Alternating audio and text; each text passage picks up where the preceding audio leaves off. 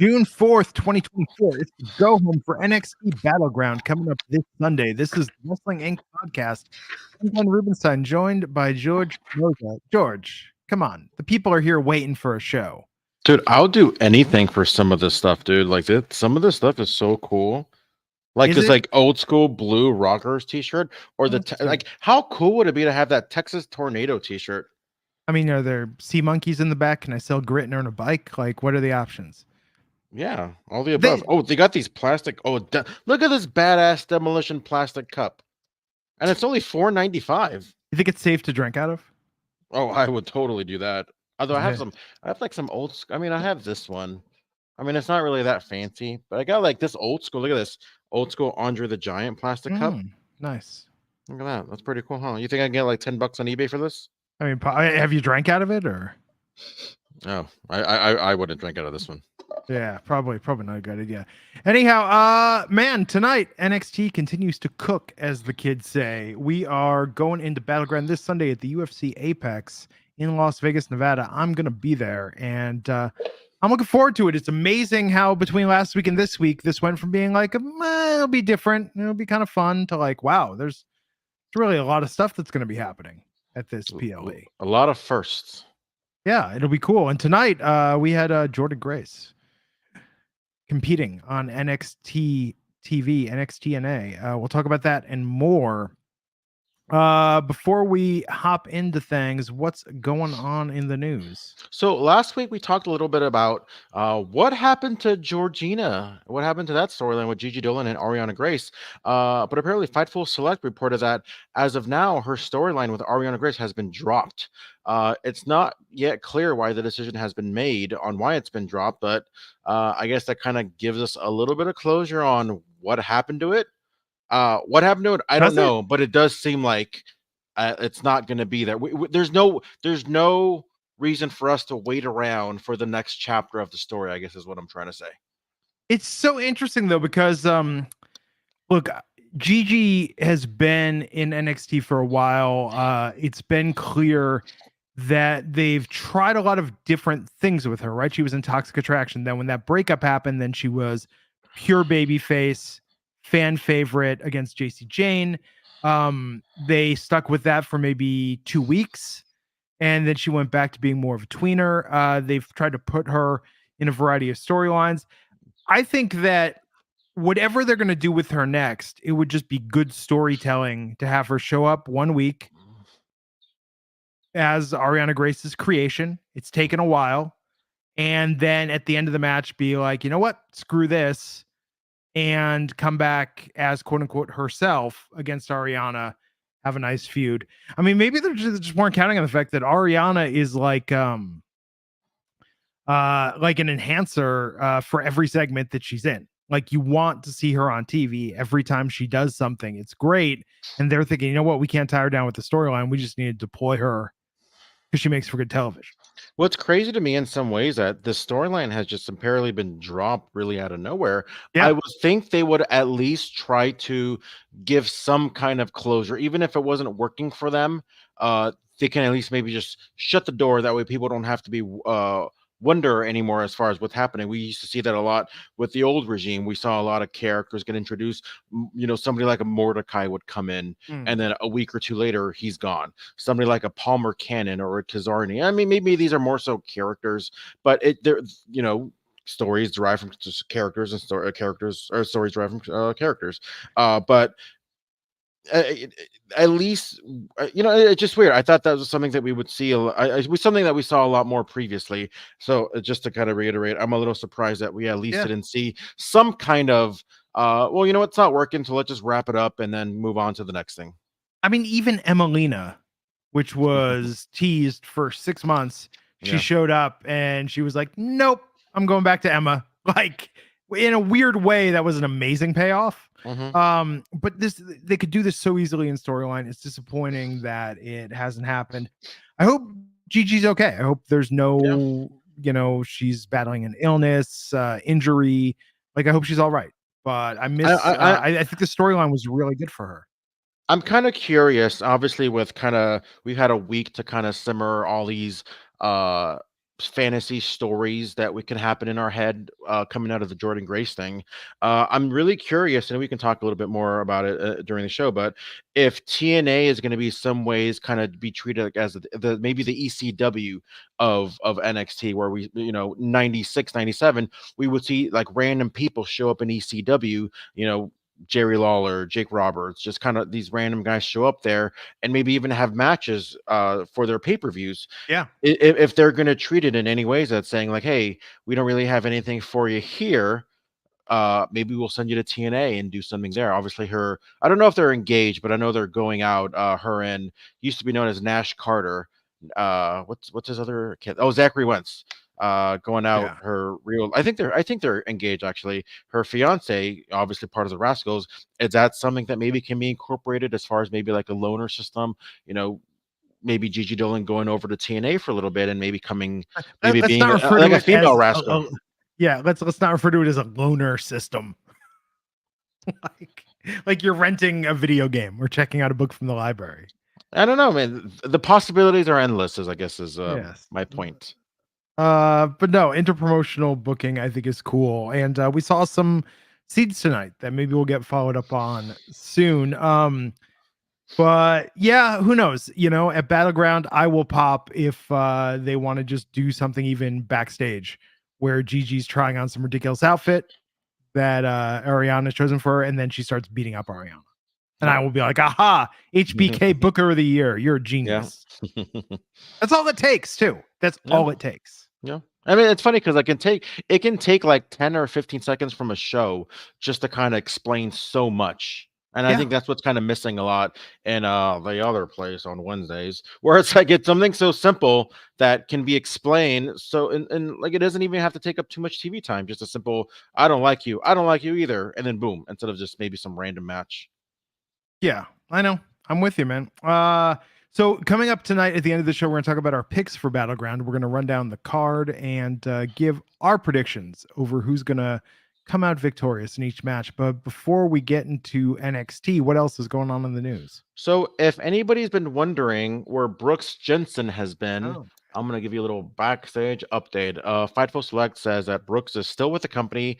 They say that because a little under a week ago, he put up his email on his Twitter and said, hey, for bookings, this is where you can find me. And usually that's a sign of I just got released, or I, asked for my notice, and you can book me using my using this email.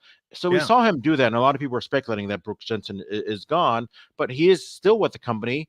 He put up another tweet after that, kind of saying like, "What are we doing with this sexy red thing?" Obviously, a lot of twerking involved and whatnot, kind of to that jazz. But it kind of goes into, I guess we could talk about it now because it didn't really happen on NXT TV. But I did think it was kind of funny at some point.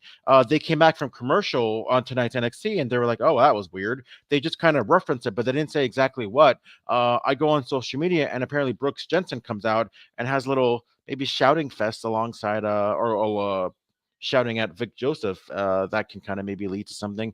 It looks like, obviously, it looks like it's all a gimmick. I'm not going to sit there and try to act like as if he's really not happy with this WWE status. But it looks like they're going to play into some maybe a little work shoot aspect of it, as far as maybe saying certain things that he's not too happy with the creative aspect of NXT, I guess you can say. Well, it's interesting because isn't Briggs doing something similar?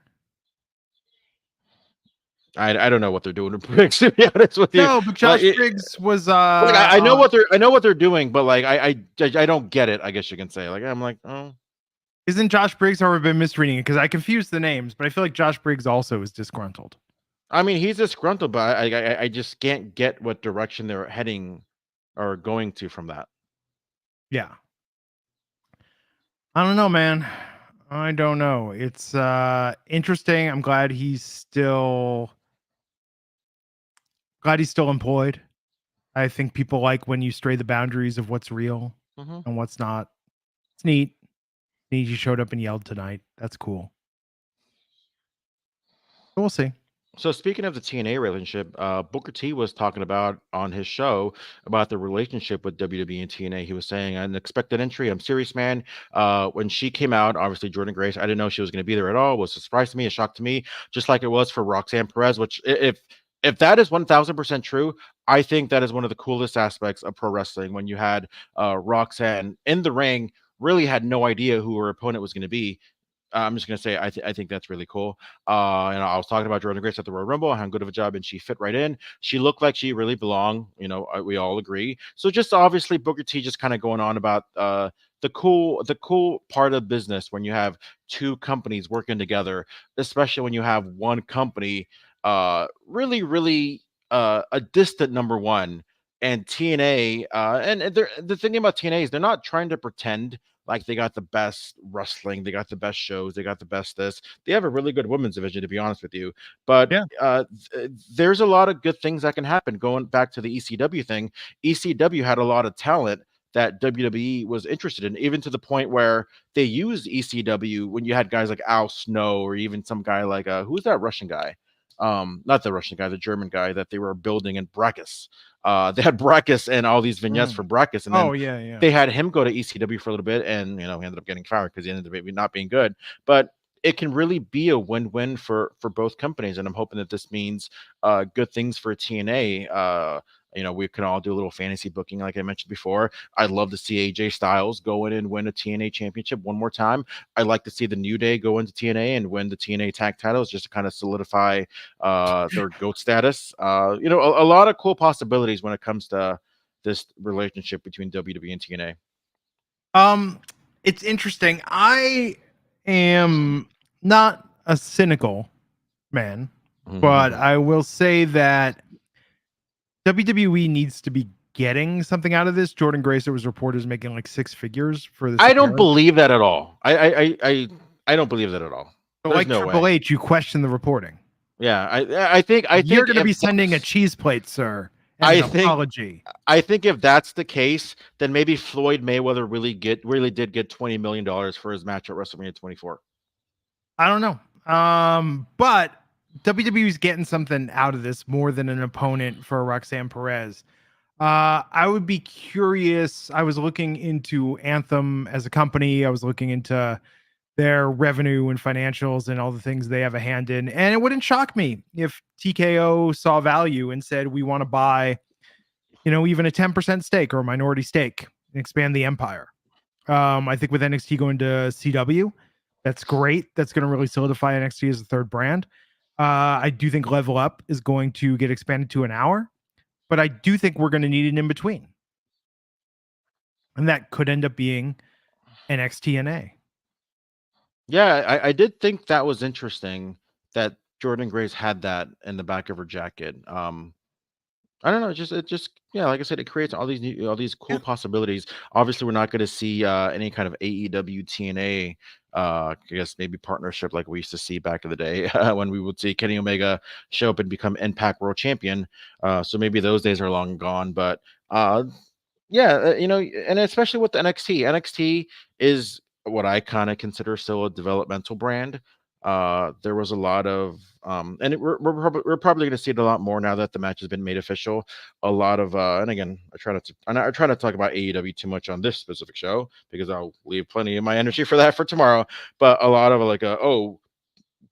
Ethan Page kind of comes into to NXT and gets an automatic title match. I think that's okay, just because it's still in some ways a developmental bit. It's still kind of a regional promotion, right? Kind of kind of like the Florida promotion. Since Stand and Deliver, yes. Hmm. But it wasn't before. And I do think when they get to that, I think they want to get it back to the same level it was at this spring before it goes to CW. I think they don't want it to feel as developmental. Right now, we're seeing kind of the on-the-job training, the work in progress of this current class. They're juniors, but they're going to be seniors soon. When it goes to the CW. And I do think Level Up is such an afterthought for even WWE. So I don't know. We'll see what happens. Again, this is just speculation on my part, but thinking about it, like, how is WWE getting their back scratched in this? Like, they don't need goodwill right now. They're not doing this just to be charitable to TNA. So we'll see what happens. We'll see what develops. But that's just there's a lot of talent in TNA that maybe yes. can be good, and even to the point where another one of the stories is Jordynne Grace in an interview said that she'd like to see Moose go Mhm. into the WWE. He's one of those guys that has never really wrestled. I'm sure he's got a look before. I'm not going to sit there and act like this, they don't know who Moose is. I'm very certain that they know who Moose is. But he's kind of been a TNA loyalist for the last decade or so. So Yeah. just to kind of go on with Jordynne Grace is saying, she was saying, the only message I got about that was Moose. He called me and he was like, "Why didn't you tell me? Why didn't you tell me you were doing this?" I was like, "Moose, you have the biggest mouth out of anyone I know. That would have gone out 5 minutes after I told you. You should tell Shawn Michaels that I want to come over," is what Moose was saying about, to Jordynne. And she was like, "Yeah, I'll go ahead and do that, Moose." So we'll see. Maybe it looks like Jordynne Grace has put in a good word for Moose, and maybe we'll see him maybe in the summertime for Heatwave. Who knows? Anything can happen. We saw the TNA Knockout Champion. Maybe it's only a matter of time before they see the TNA World Heavyweight Champion show up on NXT. Yeah. And by the way, I mean, Ethan Page is getting slotted into a title shot, but it's to lose still. Like, this is not, if they were hot shotting the championship onto him, I'd be like, that's odd. But I'm pretty certain Trick is walking out as champ of the Apex. We'll Pretty talk certain. about it in our prediction. Okay. Anything else in the news? No, we can get right into the program. Yeah, we can. So tonight, coming to you live from the Capitol Wrestling Center in Orlando, Florida, which I still think if this show at the Apex goes well, I think we're going to have a TKO Performance Center East in Orlando and TKO Performance Center West in Las Vegas. That'd be interesting. Yes. But we open tonight with Jordynne Grace, TNA's own Knockouts champ, getting a match against the in-ring return of one Stevie Turner, who got in more offense than I thought she was going to get in this match. It looks like the presentation is still the same as far as when she was that vlogger. So maybe there's video. hope. Yeah, so it looks like there's still a little hope that they didn't drop that character completely. But obviously, this match was exactly what it was going to be. There was no way that Jordynne was going to lose this match. It was more of an exhibition, a showcase match for Jordynne Grace, and it was everything it needed to be. And just 5 days before her big match with Roxanne Perez, we saw Roxanne on commentary. I think to me, I'm not fully bought in on her as a heel, but she's doing a really good job, if that makes sense. I'm trying not to contradict myself. I'm saying I'm not fully bought in, but I'm getting there. Yeah. I think that Jordynne, I think she comes across as too likable. Actually, I'll say that I was very surprised that she did not come across like a Nia Jax or someone, you know what I mean? She didn't come across like, oh, she's mean, she's big, she's bad, she's going to beat you down without a care. Like she looks friendly and approachable. Like she's buff as hell. And I loved when Stevie went to do the moves and Jordynne didn't move. That was great how they sold that tonight. She looks dominant, but I mean, Roxanne's a heel. Yeah. So Jordynne is a baby face. The baby face, I guess Giant is the class they would call her in WWE 2K24. And Roxy is a cruiser because, according to Triple H, that's good booking. Don't book two people of the same class against each other or you will get chastised unless they're both specialists, which is why I have a lot of specialists on my 2K24 my GM roster.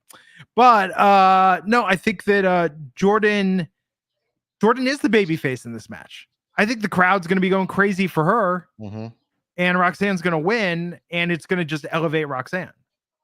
Yeah, I mean that's one possibility. I'm going to get into my prediction later tonight.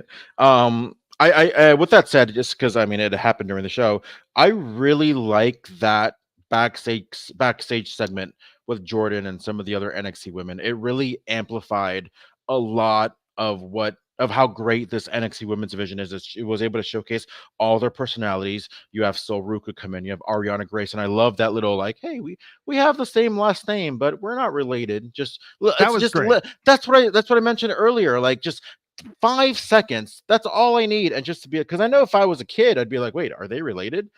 So it's even though we're all adults and they book for us just for a little bit. I still like that element that it just takes 5 seconds just to get that closure out of the way.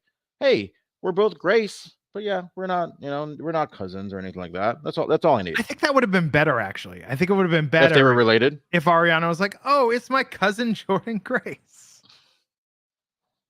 I would have popped for that. I like when things like that happen. What was the sitcom where they did well on King of the Hill? They had it so Hank's cousin was Dusty Hill from ZZ Top when he guest starred. Like that was smart. But I like when they do that. I like when they do connections between people with the same last name. It's like was Eugene's last name Bischoff, or was it Eric? It was Eric's sister that had the kid. Therefore, it'd be Eugene, some other last name. But I always pop for that. I like that. But let's talk about Stevie Turner, because the comeback tour begins now. They gave her airtime later in the show. I think that means something. I think we're getting something, which is great because she is absolutely awesome. They used the streamer intro video, but her look was different. She wasn't wearing like her futuristic gear.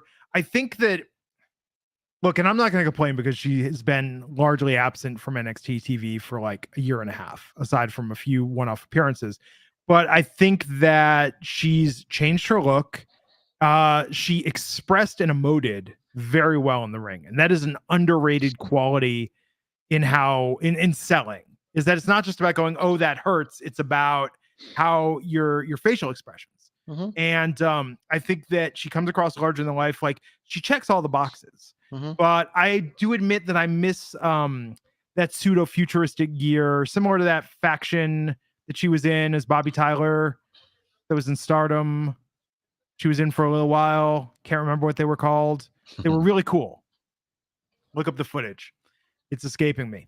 But I think that Stevie came out of this okay. It's not. Yes, we are going to get the reboot. I think so too. I'm excited. If there's one thing that I do have faith in all of pro wrestling more than anything else, it's the NXT women's division. Yes. I think she's going to be the top of it, or at least at the middle. Tokyo Cyber Squad. That was the faction that Bobby Tyler was in with Hannah Kimura. The TCS. They were cool. Cool theme, cool look. Yeah. And I think the streamer gimmick is over, which means, well, maybe we'll find out. Maybe we will find out she was NXT Anonymous. I thought that was going to be the end game for Stevie Turner. Was she using that gimmick in NXT UK? It was. I don't think she was a streamer, but I think it was the same look. But good opening match, not an outright squash. And Jordynne Grace is over. Maybe the outcome is unpredictable. Sunday, we'll discuss in our picks at the end of the show. But Roxanne slid into the ring, faced off with Jordynne Grace, went to shove her. Grace stayed on her feet, and then shoved Perez, and then Perez escaped. We had some backstage stuff with Lash Legend Jakara Jackson, Trick Williams approaching Legend looking for Ethan Page. We had Shawn Spears running the Chairman's Charter School, which is what I've determined the name of this faction should be. It'll be just them versus Chase U. That'll be the entire collegiate wars, the education wars in NXT. What do you think about this for Shawn Spears? Do you think this is too similar of a gimmick that he's trying to mentor and teach the Lost Souls? No, I mean, I think this is probably works best for him. He's at that stage where, clearly he's never going to be the WWE or the World Heavyweight Champion. Bite your tongue. Yeah, I'm just a small prediction. But yeah, like I mentioned before, he does have that teaching ability. He's got his own school, Flatbacks, out in Florida. So that mentor aspect of it, and I like the fact that he's a heel. I think that best suits him. Obviously, I don't think we're going to see the perfect 10 gimmick anytime soon. Yeah, it's something for him to do. I think it's great that he's got a little, his gurus under him, I guess you can say, or his minions under him. I think one of those guys was Fit Finley's kid.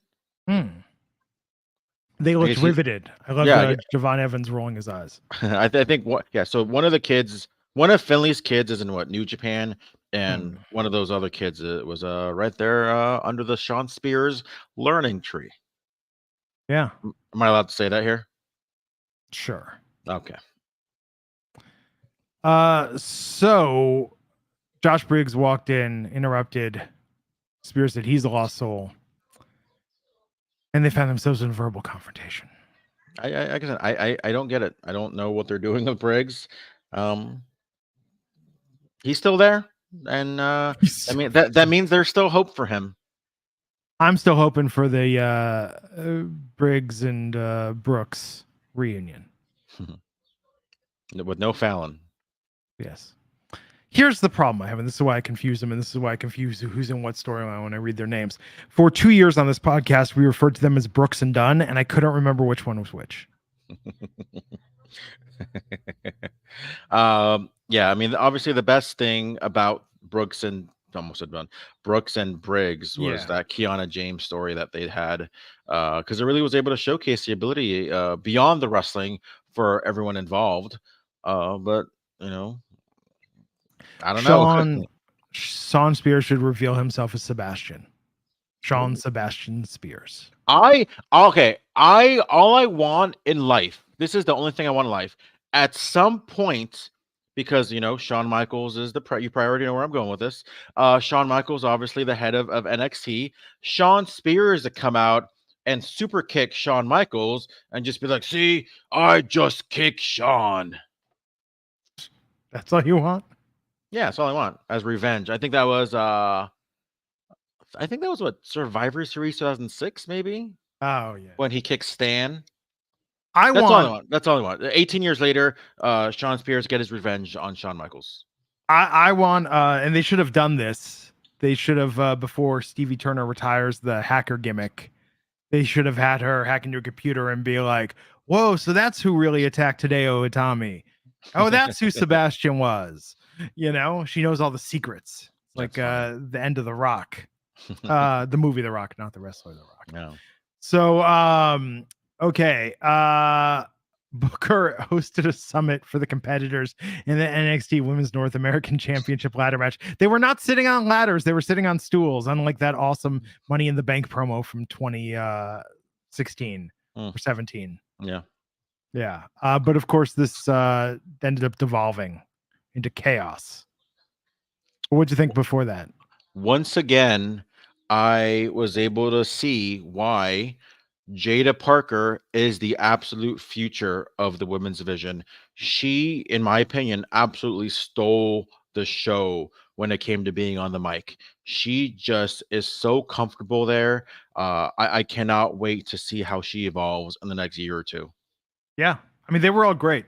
I think I'm going to have a tough time. I thought I knew who was winning this match, but based on how tonight's show ended in that main event, I don't know who's winning on Sunday. We're going to talk about it. But this was good promo. I think I'll be happy with any of these women walking away with that NXT North American Women's Championship. I wouldn't say any of them. Any of them. I'd be happy with like 3 of them, but not the other 3. Oh, you got 50-50 odds then. There you go. But we went from that to Thea Hail versus Jasmine Nix, and Duke Hudson refused. Members of Chase U refused, aside from Andre Chase and Ridge Holland, refused to be out there. Are we not going to see any more classroom skits? I don't know, man. Are those done? I mean, if it feels, I understand. I mean, JC Jane was back later tonight. We'll talk about that. But, we talked about this a couple weeks ago. NXT's had this weird habit lately of just dropping abruptly storylines as if we're just supposed to forget this was a thing, Are we not going to see any more teachable moments? We should. Well, I'm telling you, especially now Shawn Spears again in the game. You know, the for-profit university game is big in Florida. That's what I hear. Yeah. So we'll see. But tonight, this match, man, Jasmine Nix getting the win. How are you feeling about Thea Hail and how the way her career is going? Slow burn, obviously. No rush. She's what, 19, 20 years old. She's so good. She's really good. I saw a video of her, I think over the weekend, doing like gymnastics, like a handspring back flip, spin, corkscrew, and I'm like, wow, I need to see a little more of that gymnastics feel in the ring. I think that's kind of a cool element to throw into her character. Yeah, I mean, I there's no rush. Obviously, she had that match like a year and a half ago with Mandy Rose, where she was wrestling for the championship. That was Tiffany Stratton, wasn't it? Maybe. She had that women's championship match like about a year and a half ago. Yeah, I mean, I didn't think she was winning, and like I said, there's no rush for her. To see where she's going to be at in a year or 2 years. Not to say that she's not ready for any of that kind of spotlight, but like I said, it's a dime a dozen, that division. So for Thea Hail to be, maybe losing some matches still, I really don't think there's anything wrong. There's no downhill projection for her. It's just all going to be uphill, and she's such a great character too. Could you imagine if NXT did like their version of like Marvel's Secret Wars? They did it like with Gimmick Wars, and it's like you had Thea Hail versus Brinley Reese. There can be only one. Throw in what's her name? Carly Bright? Is that her name? Oh, yeah. And it's like, okay, now the deal is, I mean, you're not like fired if you lose, but you got to come up with an entirely new gimmick. Yeah. Well, just speaking of gimmick change, we'll get into it in a little bit. Yeah. That I'm really excited to see. Yeah, I feel like Brinley a little bit with Thea is because this is why Thea needs Chase U. That's her storyline. That's her identity. If you remove her from that, it's like, I don't know. Brinley is already like Thea without Chase. Like we need stories. This is why stories are important. Gimmicks, context is everything. Context, everything. I like Carly Bright though. She's got that school spirit. Yes, she does. But was it Carly Bright? She was a cheerleader, right? Yes. Yeah, it's a little too similar. I mean, kinda, sort of. Well, cheerleader, gymnast. I don't know. I'm just curious on how long has Thea Hail been there? About a year and a half, just about, right? No, she's been on TV since I feel like she was early 2.0. They did the thing where she announced she was going to Chase U. Like that was early in Chase U. I was just gonna mention, I'd like for them to incorporate more the university aspect like they did early on. I know. Is she a freshman? Is she a sophomore? Is she ahead on units? Is she scheduled to graduate maybe in about a year? What her student loans look like? Yeah, great. Are they forgiven? Who knows? 1000%. I really would like for them to incorporate that aspect of more, because we saw that a lot. We saw that a lot early on. That would be amazing. That should be when she leaves Chase U. She's like, Mr. Chase, this interest rate you're charging me is BS. Yeah. Like, and she goes talk to the bank. And then we have enter a banker.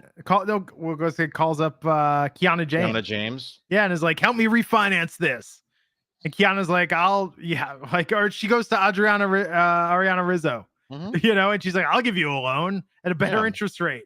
By the way, we just booked like 2 years worth of Thea Hail. Yeah, it's great. It's great. And then like if she beats Rizzo, the loan's paid in full. She's wrestling to pay off her student loans. This is perfect. This is good. By the way, in Gimmick Wars, we're also gonna have Gallus versus Hank and Tank. There can be only one. And then the winner of that match has to face each other to be the sole person with that gimmick. So we'll either end up with Hank or Tank or one member of Gallus. One coffee brother. Yes, because no more diluting gimmicks. I think this is good. I think I'm onto something with this. I think they do this before they go to CW. And that's the NXT that goes to CW. Everyone else goes to NXT TNA. Yeah. And WWE cuts another streaming deal for Roku or Hulu or Paramount Plus. I don't know. We'll think about it. We'll make it work. We got some details to work out. But yes, Thea Hail needs to wrestle to get her student loan forgiven. Oh man. Okay, so but yeah, Jasmine Nix didn't need this win. I like Jasmine Nix, but come on.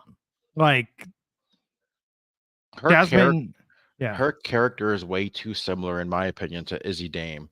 See? The only difference is the hair color. Gimmick wars. There can be only one. That will be Jasmine Nix versus Izzy Dame. One of them gets the gimmick. I think we're onto something here. Yeah. So we have Ethan Page negotiating with Ava. Mr. Stone approached, said he's got some ideas for the 6-woman tag match. Did we find out what that idea was? I think it was just that the 6-man, it was just the tag. Right? Oh, I thought there was gonna be like a stip or something, or I don't know. Outside at the merch truck, which I didn't know they had at NXT, but I guess that makes sense. Gallus and Anderson attacked Nathan Frazier, attacked Fraxium. This is so cool. Yeah, you know, it's imagine just being a fan. Like, because as a fan, like all you want as a fan is just access. So kind of seeing this happen right in front of you, it really does add this, like, I want to just always be aware. Oh, I want to be on the outside. I want to be in line because who knows what I might see. This, if you're a young fan watching and you're out there buying a t-shirt, this must be the coolest thing out there. Yeah, I agree. This was a cool segment. We went from that then to Shawn Spears brawling with Javon Evans. Briggs didn't come out. Shawn was attacking Briggs, and then Javon Evans got into it. He had a great showing last week, so I like that they're kind of keeping him right there in the mix. Yeah, I was watching him on Level Up, and you knew he had that if factor. This kid, and he's 19 years old, right? Well, according to you, if you're that young, you can just lose. Yeah. Until you're at least in your mid-20s. Yeah, look at that. Why do you think it failed for Rene Dupree? So we then had Tony D'Angelo with the family versus Damon Kemp, part of the NQCC for the NXT Heritage Cup. What was up with Charlie Dempsey backstage? Last week he's saying he wants to be more like Tony D'Angelo, and this week he's imitating De Niro in Taxi Driver. Not a mafia film. It kind of reminded me of that WrestleMania 21 promo. Remember when they had all the superstars doing the "You Talking to Me"? Yeah. But obviously Batista was the best part of that gimmick, or the best part of that little skit. I can't get over Charlie Dempsey's hair. Okay, it's too hairy from Dumb and Dumber. Like, do something with it. I don't know. I'm just not a fan. It kind of throws me off a little bit. Damon Kemp is clearly everything that they thought that Gable Steveson was going to be. But yeah, I mean, at least one of the brothers is still there, and we'll see how it goes for Damon Kemp. Yeah, decent match. I like what they did with him missing the bell deadline to get that point. I thought that was a clever way to use the round-based system. Damon Kemp going for the pin too late. Yeah. So that was nice. But Tony D'Angelo is still the Heritage Cup champion. I feel like this is an instance of Tony D'Angelo being too good for the cup. Yeah. But what are they going to do? They had a chance to make him champion against Dragunov. They had a chance to call him up in the draft. Yeah. I mean, clearly it's something for him to do, but I just feel like this something is way below what Tony D'Angelo should be at right now. Now, he is a very gifted and talented wrestler who's very dominant in the ring. If he wasn't, I could see them saying, hey, let's have a fun thing. Where's the Dawn of NXT? He's going to start booking his own matches against Ava. But I think they've realized that, like, no, this guy can really go. His character is much larger than life. His character is super over. But the fact that he can, like, wrestle very well is just a huge bonus. Yeah. I don't know that he's going to be there when they go to the CW. You think he'll get called up before then? This is starting to feel like Finn Balor after NXT in Texas in 2016 after Stand and Deliver. No, it wasn't Stand and Deliver then. It was just TakeOver. Yeah. And then he ended up getting called up in July. Yeah, like if it's starting to feel actually all of NXT is kind of feeling like that. This feels very much like 2016, where it's like, okay, we know we're in a period of transition until something happens. Only it's not the draft, it's the move to the CW. That's Like, going to be huge. yeah, it is. It's gonna be good. Um, so Tony won, good match. Don't you mean We Tony 2 Tony, and Damon Kemp 0? yes, 2-0. That's got to hurt the NQCC. Jordynne, great moment. This was my favorite non-wrestling moment of the night. Yeah, Jordynne Grace and Ariana Grace having that interaction. Jordynne Grace talking to Mi Chin, Sol Ruka walking up, Jada Parker interrupting, and Tatum Paxley, who was sitting there gazing at Jordynne's TNA Knockouts Championship, which makes me think Paxley showing up in TNA.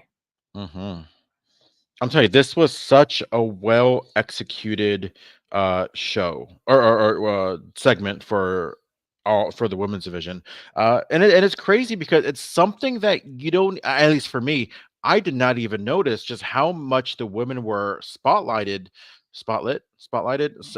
showcased on today's episode. It's just like so many women, whether it's the video package with Lola and Shayna, whether it's the 6 women tag, previously it was a 6 women the summit, this backstage segment, it was just, man, they really do have the best women's division in all of pro wrestling. Yeah, absolutely. This was delightful. It just showcased so much personality. It was so much fun. It was very well done. And has me excited for what happens next. Second favorite non-wrestling thing was this video of Lola Vice and Shayna Baszler. What was interesting about it, though, okay, so one, and I tweeted this, I had to capture it. I made an animated GIF. That sequence they had of Shayna Baszler stomping on somebody, and they did the X-ray of the bone breaking, her doing the oxygen, or when she was choking somebody out in the clutch, like the oxygen depleting, her kneeing someone in the face, and you saw like the jaw shattering. That was it. Like, give that person an NXT production a raise. Like, this was the coolest fatality little sequence. Like, this should be a part of Shayna's entrance video. This was so cool how they did that. You know how they have like the Emmys, and they have like the Yeah. creative Emmys and the daytime Emmys, and they have Emmys for like the backstage people. I don't know what Emmys those are called. They're still Emmys. They're technical Emmys. But they're called technical Emmys. No, well, they're called Emmys, but it's an Emmy award, but you get a technical. It's a separate ceremony. Look, because like kind of how they have like the creative Emmys is like a separate ceremony. The daytime Emmys is a separate ceremony. My point is they should have like a creative technical Slammy award for whoever. Yes, for whoever. That's what I'm getting at. The creative Slammy. Here's my one note on what they didn't do, or if they did, I don't recall seeing it. But what they did with this segment and with Lola Vice, they didn't showcase her MMA background. Because the thing that I think is most impressive about her, if you were like, how are we supposed to take her seriously that she's a badass when she's shaking it in the ring, go watch her fights in Bellator when she was doing the same thing, but she had headgear and gloves on and like just knocked somebody out and then was dancing. Well, I think you just kind of mentioned on why we didn't see any MMA footage in this package. Well, I know, but they could have recreated something. They could have done something. Like, I think that's remarkable because I've heard people actually criticize. They're like, oh, she's a legit fighting badass. Why do they ever dancing? It's like, yeah, she was doing that. Yeah, she would literally twerk right after she would knock somebody out. And that's kind of what put her on the map a little bit, is be like, oh, did you hear that? Did you see that girl twerk? After, and that's essentially how Valerie Laredo got put on the map. There was that one map where she was like, follow me on Instagram. Yeah. After she beat somebody up. She's awesome. I'm excited for this match. I am too. I can't wait for my predictions. Yes, for the NXT Underground match. I'm really excited to see what they do with the UFC Apex. I don't think this is all happening in the Octagon. I am curious. I mean, again, I have no idea what the size of the place is. I don't know if they're going to small from the fly through they did.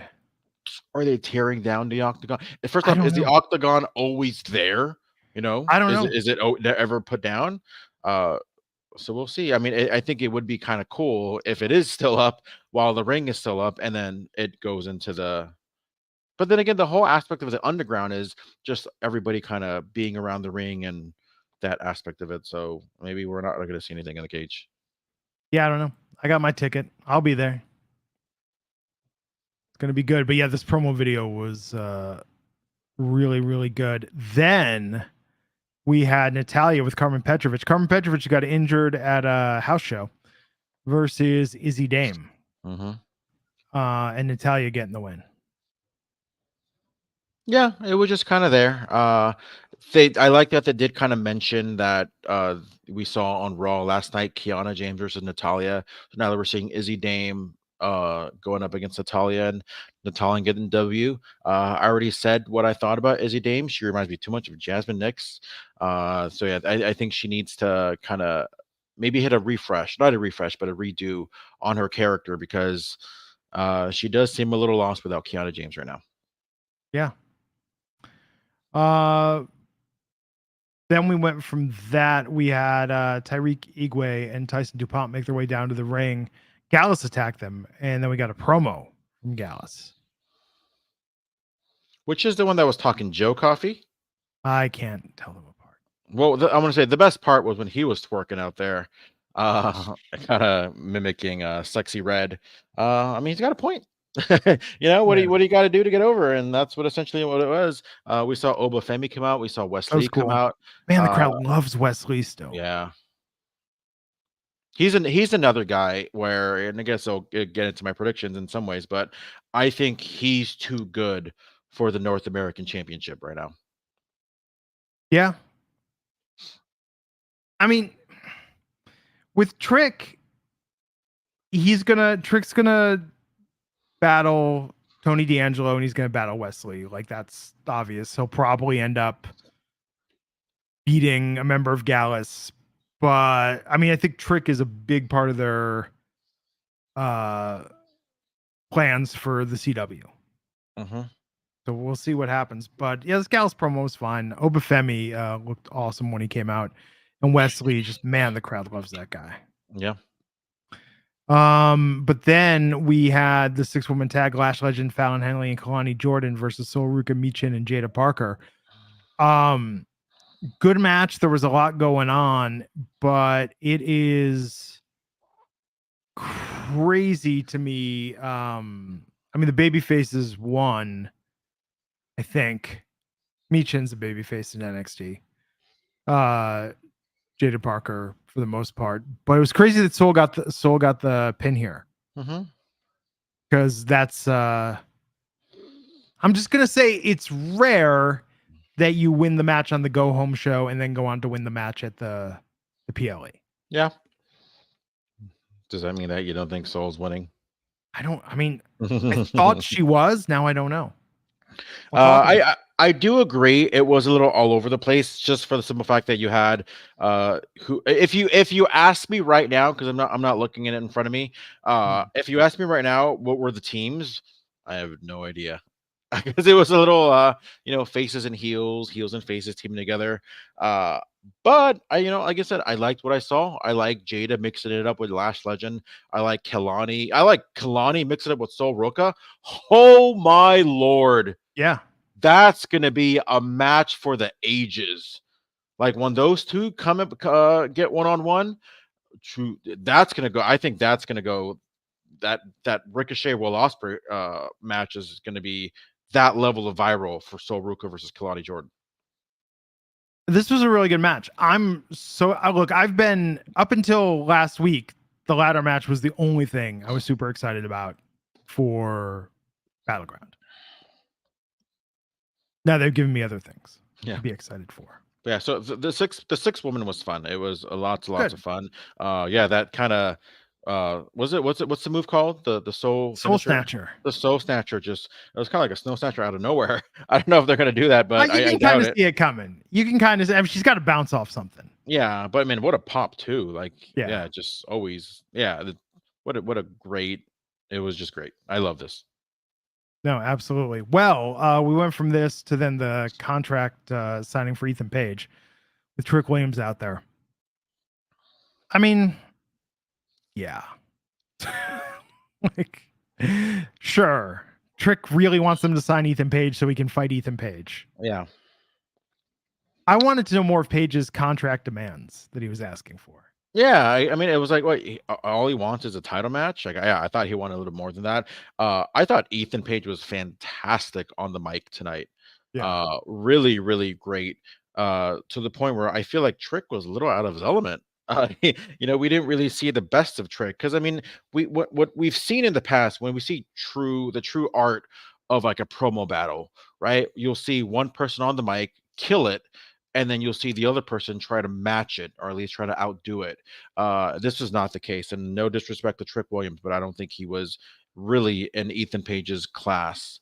I felt like and again, I don't know how much of it was, scripted or whatnot, but it just seemed like you had Ethan Page cut a great promo, and then you had Trick Williams kind of with his go-to, like, "Yo, this Sunday, what I'm going to do," and then just kind of, have the crowd finish it off. It just I mean, it's it his catchphrase. yeah, but I mean, that doesn't mean that, when you had CM Punk and John Cena go at it, you didn't just have Cena say, "Well, yeah, oh yeah, well, you can't see me."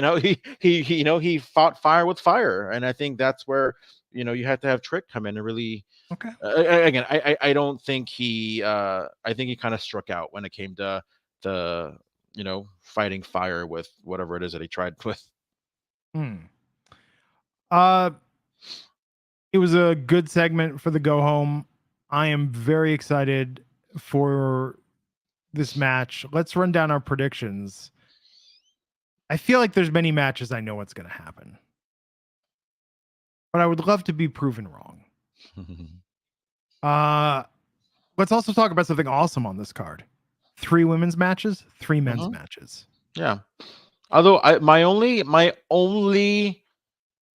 criticism is I'm not a big fan of it seems like nowadays, and they did it as well with the backlash, or maybe even like the King and Queen of the Ring, is that every match is a championship match except for one. Okay. I don't know. I just feel like there's too, in my opinion, I don't think there should be more championship matches than non-championship matches. I feel like that's, I don't know. Maybe it's a sign that there's too many titles. I don't know, but there's 5 title matches and one, I guess you could say, gimmick match. Just Well, give me maybe they'll a add give me something a else. good old-fashioned one-on-one grudge match every now and then. True. I mean, I don't know. I'm not upset or disappointed. I think they're going to add something just to. I mean, because all this is like all killer, no filler. Mhm. Looking at this here, so let's talk about this. Trick Williams versus Ethan Page. Who do you think is winning? This is tough because I'm gonna tell you who's gonna win the match. Okay. It's gonna be Ethan Page. Really? However, by disqualification. Oh, Because who's getting? Wait, Trick's going to DQ himself? Trick's gonna DQ himself at some point.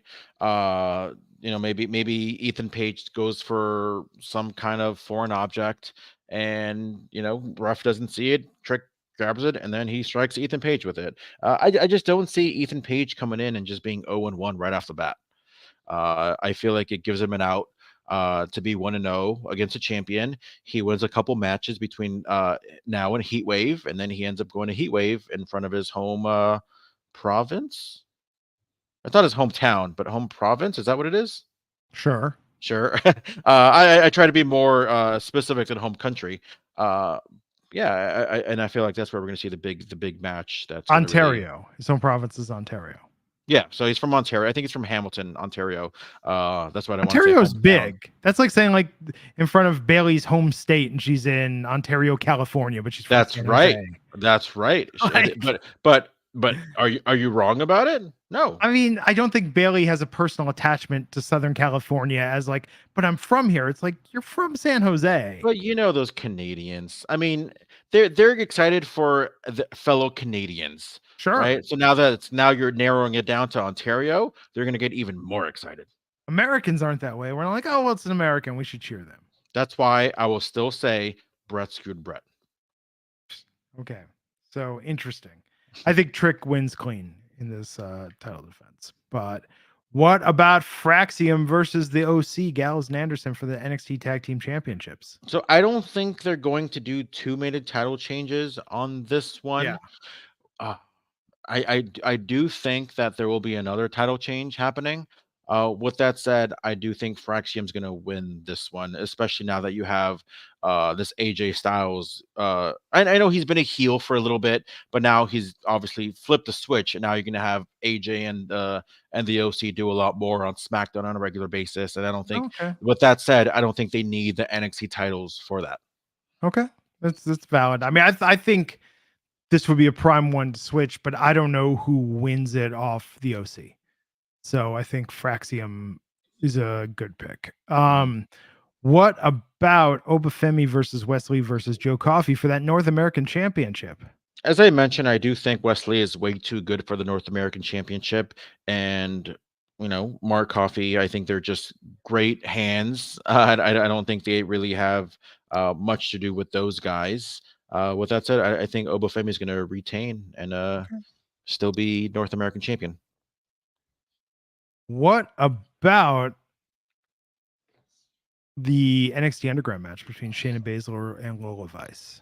1000%. Just because she is on such a high trajectory, we're going to see Lola Vice. I just don't see like her losing anytime soon. I think by the end of the year, I wouldn't be surprised if she's NXT Women's Champion, or at least maybe by Stand and Deliver.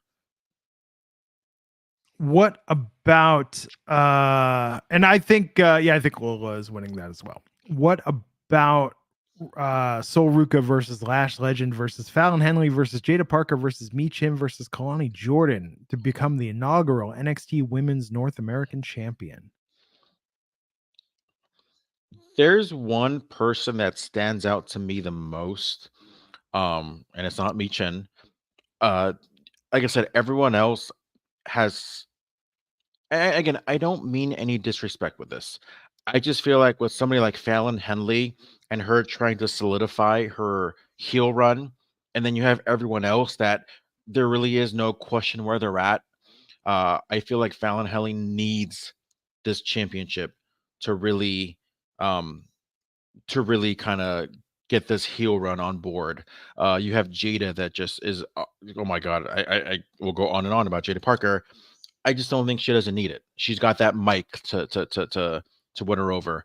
You have Sol Ruka that just has maybe the best finisher in NXT. She don't need it because she's gonna get a pop anytime she hits that finish. Mi Chin, I don't see her taking the North American Championship back to SmackDown or whatever brand she's on now. I just feel like Fallon Henley, she needs it a lot more than everyone else, because if she doesn't have it or if she doesn't win this match, then there's really nowhere for her to go. Wow. That's an interesting theory. I mean, I thought Sol Ruka up until tonight. Until Sol Ruka got the pin tonight. Maybe they surprised us. Maybe it's Lash Legend. I do think that we're gonna see some really, really cool things. Like some things we maybe even never even seen before in a ladder match this upcoming Sunday. Okay. Which we'll be covering right here on Wrestling Inc., by the way. Lash would be a very interesting pick. I do think Lash Legend would be my second pick, just because I'd want to see that kind of element of her having a championship and Trick having a championship. So I think that'd be fun to see on TV. Yeah. So what about Roxanne Perez versus Jordynne Grace for the NXT Women's Championship? This one is going to be my title change. I think we're going to see Jordynne Grace become the new NXT Women's Champion and take it to TNA, and Roxanne Perez wins it back on the Slammiversary pay-per-view that's going to be up in July. Okay, so if that happens, you don't think they're paying her six figures for this run? She's not getting $30,000 a per appearance. She's flying to Vegas. That's like a 5-hour flight. They tape out of Vegas Commercial. She has to fly to Vegas. I'll give her the private jet. Maybe I don't even know if that I'm sure it's still being used. I just can't. I don't believe she's getting $100,000 or even more than that. Like, why would you pay somebody that much when you can get them for less? You're gonna tell me if they didn't offer her $50,000, she'd be like, no, I'll pass. NXT got its biggest rating in a while last week. It almost beat Dynamite last week. Mm-hmm. Against sports, NXT got a huge rating last week. Mm-hmm. But it doesn't mean you're gonna pay Roxanne Perez $100,000. Not Roxanne, Jordynne Grace. That doesn't mean they're not gonna pay Jordynne Grace $100,000 for like 3 or 4 appearances. I don't know. The only way they pay her, because in addition, she's also getting a TNA paycheck as well, is that they sign her to a contract already that starts after her TNA contract expires. Because by all means, I think we can all sit here and say safely that there is no way that Jordynne Grace is not going to be within the WWE within a year after her TNA contract expires. What does a TNA contract look like? I mean, I'm sure they get a decent wage, but I think their Christmas bonus is like a Subway card that's got like, it just needs 1 stamp more for a free 6-inch sub. And that's your Christmas bonus in TNA. I do like Subway, although I just started eating a lot of Firehouse subs. Their like bread subs is they amazing. make in firehouses. Well, I mean, yeah. Their bread is amazing, by the way. Quiznos. I think Quiznos. Really, you like a Quiznos? No, I like Quiznos. Is a nice change of pace. It feels a little fancier. Subway is like, it's just right next to my house, and it's so convenient. They close a lot of Quiznos in LA. Like, they're really hard to find nowadays. Yeah, Quiznos is not the powerhouse they once were. There's a lot more JJ's or Jimmy John's nowadays, but yeah, Jersey Mike's. I'm a big Firehouse subs guy now. You're in Southern California? Yeah. Yeah, go to Ike's place. Ike's, they have a lot of interesting combinations. Ike's is the best. I actually, after eating at Ike's, every other sandwich is just not worth my time. Ike's was good. I was just a little overwhelmed with all the options. And I went to Firehouse Subs just because they have free little plastic fire helmets that I was able to give to my child. Oh, why don't you get a Burger King crown while you're at it? Yeah. Do they still make them? Don't they have the Burger King, the paper crowns that you? What do you mean? Do they still have them like literally available to have? Like I just thought they're rare. Yeah, they used to. I mean, I don't know. That was Burger King's thing. Like, I mean, you can get an In-N-Out hat very easily. But I feel you. I understand. I feel like everybody has that. I get it. Okay, so here's the real question: what match main events this pay-per-view? That's a really, really good question. Since I'm going to be consistent, I don't think, because I think Ethan Page is going to win by DQ, that's not going to be the main event. You just can't end a show like that. So obviously, if the match ends up main eventing, then I'm clearly going to be wrong. But if that's the way it goes, I feel like TNA or the Jordynne Grace and Roxanne Perez main events. And I think Jordynne and Roxanne should main event. And then the show ends with Jordynne Grace winning the NXT Women's Championship. With Jordynne Grace winning, wow. With her holding up 2 titles. And I just hope it does. And again, you said it. WWE has nothing to gain, and this isn't a knock on NXT or on TNA. This isn't a knock on WWE. But when you really think about it, WWE doesn't need anybody. There was always chat like, "Oh, I can't believe they didn't get Okada. I can't believe they didn't get Ospreay and Mercedes." WWE doesn't need anyone. They don't need a single human being. The fact that Roman Reigns is like not even there and they're still doing pretty good business, like they don't need anybody. So with that said, like they don't need to do this with TNA. But I feel like the people in charge really, really understand that they're trying to just have wrestling be fun. And Jordynne Grace winning the championship, that's going to make wrestling so much more fun. Well, let me say this photo on Jordynne Grace's Twitter. She brought Shawn Michaels a chef's hat that said Chef Michaels. So maybe now Shawn's going to put the title on her. Maybe. That's funny. Yeah. So again, it's like you said earlier, I am really, really excited for Battleground. This is going to be such a fun new. I really, really, like I mentioned last week, I really hope they get very creative with this Apex thing. I hope they don't treat it like a brand new arena. Like I mentioned last week, I was a big fan of how they shot the old school shotgun Saturday nights when they were in like some bar or some like Penn Station or wherever it was, because they were able to get creative. It was just a different element. Ooh, I just figured something out. Sorry. What if they keep the UFC Apex and Jordynne wins because she's used to wrestling in an octagon? And Michin also wins because she was in TNA when they had the octagon ring. The six-sided ring. Or The six-sided. Six-sided. Yeah. So the eight. Close enough. Close enough. Close enough. Close enough. You get what I'm saying. Yeah. Six-sided, eight-sided. Point is, Roxanne Perez is only used to four sides. Yeah. Strategy. Although I think she's had a couple matches in TNA, but I don't think that was a six-sided ring though. Yeah. But yeah, so I think that would be really cool. It's like I said, especially if you had like Roxanne Perez go to Slammiversary. That's kind of one of their TNA's.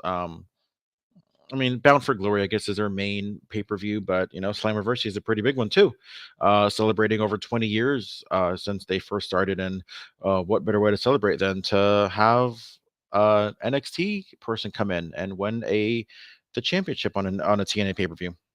There are like 30 tickets left at the UFC Apex. Do you know what like the capacity is? Not a lot. I'm looking at this. Like, I got one. I know where I'm sitting.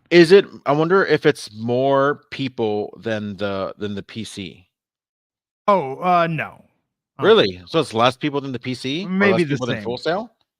I'm gonna guess this is about the same capacity. What was Full Sail, like 500, 400? Maybe. I don't know. I never got a chance to see a show there. Yeah. This is maybe like a 500 seat venue. Where's your seat? Where's your ticket? Where's your seat? I will be near the ramp. And it's cool because I feel like even with these smaller intimate vibe shows, every seat is probably going to be a great seat. Oh yeah. And that's why they're expensive. Like the cheap seats for this were like $150. Only the $250 ones are left.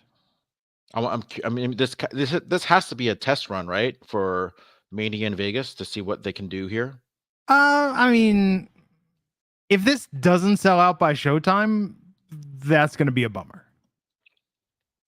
But it'll be because the ticket price was too high. I guarantee it will be the ticket price. If these tickets were $50 less per tier, if this started at $100, this would be sold out already. But we'll see. I'm excited. It's gonna be a cool show. I will be there. Look for me in the audience. Why don't you call in with your live perspective to the Battleground review show here on Wrestling Inc. Yeah, I'll live stream my reactions. Dude, I'm all for it. I'm gonna be reviewing it this Sunday. I'm gonna say, hey, oh wait, what's that? Oh, we got Glenn Rubenstein coming in live from the Apex. Come in, Glenn. I'm sure Brooks or Jensen or whichever one of them did the thing tonight. I'm sure they'll do a big stunt. There, they'll fly to Vegas to do a big stunt. We'll see. I hope Tony D'Angelo's there. I hope so too. I said it. If they were selling this upcharge for a private reception with NXT talent. If it was the D'Angelo family host you for an evening of fine Italian foods, I would have paid for that. I heard there's a place in Vegas, it's like outside of downtown Vegas, where it has that old school mafia feel. Oh God, it describes many places in Vegas. Yeah, but I heard it to the point where like you have to give like a code word. Oh, you don't have to. Yeah, they do a lot of speakeasy. Oh, that's kind of the thing. There's a lot of venues, but it's an actual Italian restaurant. Yeah. There's a lot of venues, including some at hotels, that now do the you go behind the bookcase here, and then there's an entire bar. Yeah. Yeah. It's a neat thing. I'm excited. I've been looking to go to Vegas one of these days. Nice. I like it here. Wendy Chu's going to be back next week. Oh, I forgot. Thank you for reminding me that. What a cool vignette. What a cool segment. Except they shot this in HD at what is clearly like somebody's apartment, And I was looking at the sink and I was like, you got to clean the calcium buildup off the underside of that sink. But yes, but Wendy Chu's new look is cool. But what is going to happen? Like, what does that mean? She's dark. Like, like so many questions. I'm like, when she looked up and she had like little I was like, dude, that is so cool. It's cool. That is so cool. I cannot wait to see what they're going to do with her. It's exciting. Well, tune in Sunday. George will be here breaking it all down. I think with Flobo. Jack. Oh, Jack. No Flobo. Jack No and Flobo. No Flobo. Just me and Jack. Is Flobo coming out? Just Jack. No, is Flobo coming out for the show? I don't know. I don't think so. I gotta ask him. Okay, we'll find. Yeah, we should all come out to the show. We should just do a live show from the Apex. Sure. That'd be cool. We'll see. Stay tuned to Wrestling Inc. tomorrow night. AEW. I'll be back Friday for SmackDown. Everybody follow George at G Hermoza on the Twitters, the X. I'm Matt Glenn Rubenstein. We'll catch you back here next time on the Wrestling Inc. podcast. Take care.